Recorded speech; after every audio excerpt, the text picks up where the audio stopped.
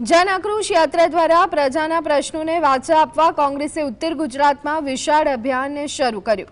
કોંગ્રેસ નેતા ગેનીબેને સ્પષ્ટ કર્યું છે કે આ યાત્રા ફક્ત ચૂંટણી માટે નહીં પરંતુ પ્રજાના વાસ્તવિક પ્રશ્ન અને તેમના હકોની લડત કરવા માટે છે। ઉત્તર ગુજરાતના ગામડા, શહેર અને દુર્ગમ વિસ્તારોમાં 11 દિવસ સુધી આ યાત્રા પ્રવાસ કરશે, જેમાં ખેડૂતો, મહિલાઓ, યુવાનો અને પછાત વર્ગોની પીડા સાંભળી તેને સરકાર સામે મજબૂત રીતે રજૂ કરવા બનાસકાંઠાના ઢીમા ગામેથી જે જન આક્રોશ યાત્રા શરૂ થઈ છે, આપણે સીધી વાત કરીશું બનાસકાંઠાના સાંસદ ગેનીબેન ઠાકોર સાથે। ગેનીબેન, કયા મુદ્દાને લઈને આ યાત્રા શરૂ કરવામાં આવી છે અને બનાસકાંઠા જ કેમ પસંદ થયું? બનાસકાંઠાની પ્રજાનો આભાર માનવો જોઈએ કે કપરા સમયમાં પણ કોંગ્રેસ પાર્ટીની એક કમાન સંભાળી હોય, કોંગ્રેસ પાર્ટીને આશીર્વાદ આપ્યા હોય તો બનાસકાંઠા જિલ્લો છે।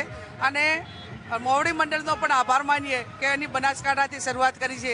ત્યારે અમારા મુદ્દાઓ ખેડૂતોને, મહિલાઓને, વિદ્યાર્થીઓને, કરાર આધારિત નોકરીઓવાળાને વારંવાર પેપર ફૂટી જાય, તમામ ઉપર જ્યારે જનતાનો આક્રોશ છે ત્યારે એ આક્રોશના માધ્યમથી સરકાર સુધી આ વાત પહોંચે અને લોકોના પ્રશ્ન હલ થાય, એટલા માટે આ જન આક્રોશ રેલીનું આયોજન કર્યું। આજે 65 કિલોમીટર જેટલી યાત્રા ફરશે, કયા કયા વિસ્તારો તમારા મતદાર ક્ષેત્રના સમાવેશ થશે અને કેવો પ્રતિસાદ રહેશે? હા, આપણે ચાલુ કરી ઢીમાથી કરીને અંબાજી સુધી બનાસકાંઠા લોકસભાનો મતક્ષેત્ર વિસ્તાર છે। એની ભૌગોલિક સ્થિતિ પ્રમાણે અલગ અલગ પ્રશ્નો છે અને જ્યાં જે પ્રશ્નો છે એ પ્રશ્નો લોકો રજૂ કરે એ અમે સાંભળીશું અને વાત અમે સરકાર સુધી પહોંચાડીને લોકોને કઈ રીતે મદદરૂપ થાય। આ વર્તમાન સમયની અંદર જે મતદાર યાદી સુધારણા કાર્યક્રમ ચાલે છે અને એની અંદર ભારતીય જનતા પાર્ટીના હલકી વિચારધારાવાળા લોકો ક્યાંક ને ક્યાંક મતદારોને મતથી વંચિત રાખવા માગે છે, તો એનો પોતાનો મત અધિકાર છીનવાઈ ના જાય એના માટે પણ અમે જનજાગૃતિ। મહાનગરપાલિકાની ચૂંટણીઓ પણ આવી રહી છે આગામી દિવસોમાં, તેને લઈને તો આ યાત્રા કેટલી મહત્વની બની રહી છે? ચૂંટણીઓ એ સમયાંતરે એના બંધારણ પ્રમાણે થતી હોય, પણ ચૂંટણી જ માત્ર અમારું લક્ષ્ય નથી।